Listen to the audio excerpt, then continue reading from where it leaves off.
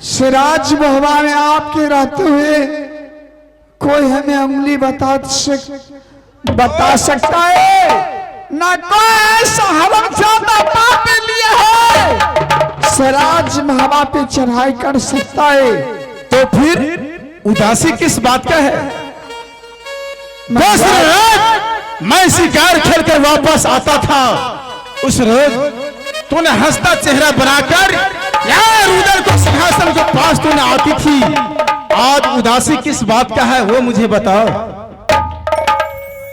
महाराज पहले आप सब कीजिए, उसके बाद मैं बताऊंगी। अगर सब करने से इनकार हो जाएंगे तो मैं बच नहीं पाऊंगी। क्या मास्टर साहब, मेरे रानी कह रही है महाराज वैसे नहीं बता सकती हूं, हमारे साथ आप साथ कीजिए। तो क्या करें? ठीक है भैया, पत्नी है जिंदगी का साथी, इसको बात मैं नहीं करूं, मेरे बात मेरे दिल का जान नहीं करेगी तो फिर ये संसार कैसे चलेगा?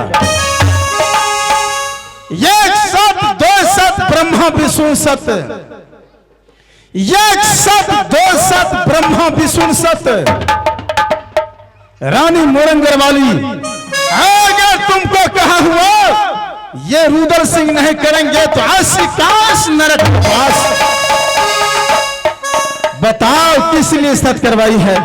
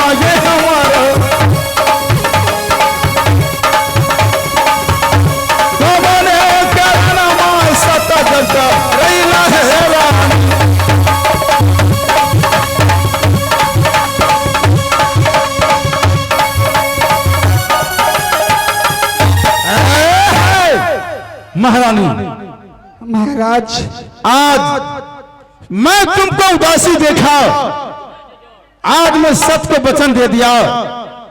अब किस लिए सत्य करवाई? रुदल को नहीं रहने का बाद रंग महल में ऐसा कौन सा मुसीबत आ गया जो आज तूने उदासी छाई हुई है? महाराज, अगर राजमहला के बचाने के लिए आप अगर चाहती, अगर नहीं बुराने के लिए अगर चाहते हैं तो मेरे वचन क्या आप काट सकते हैं? क्यों क्यों नहीं करूंगा? रानी मोयंगर वाली, तुमको बात मैं क्यों नहीं करूं? और मेरे बात तुम नहीं करोगी तो फिर ये संसार कैसे चलेगा? महाराज अपने मुंह खोल कर बोलो, जो किस लिए सत्य करवाई है, आखिर बात क्या है? महाराज, मैं इसीलिए आपसे सत्य करवाई हूं कि कुछ दिनों के लिए आप राजमहल में साधु बन के राम राम को जपन कीजिए। आपके मार घाट करने से इस राजमहल में पाप हो चुके हैं महाराज। आओ, मैं समझ गया। इसी बातों के लिए आज हमसे तूने सत्य करवाई है। महाराज, अपने धर्म के लिए, अपने धन के लिए कौन ऐसा व्यक्ति नहीं है अपने सास ससुर अपने पति से जाके बोले? मैं इसीलिए आपसे सत्य करवाई हूं महाराज, अगर साधु बन जाइएगा इस राजमहल की राजमहल की पाप उतर जाएंगे महाराज। ठीक है, मैं समझ गया मास्टर साहब। मैं कसम खाता हूं, राजमहल किला दरबार को खाना खाऊं तो क्या और पानी पीऊं तो क्या। मैं जा रहा हूं गोरखपुर आज जोगी बनने के लिए।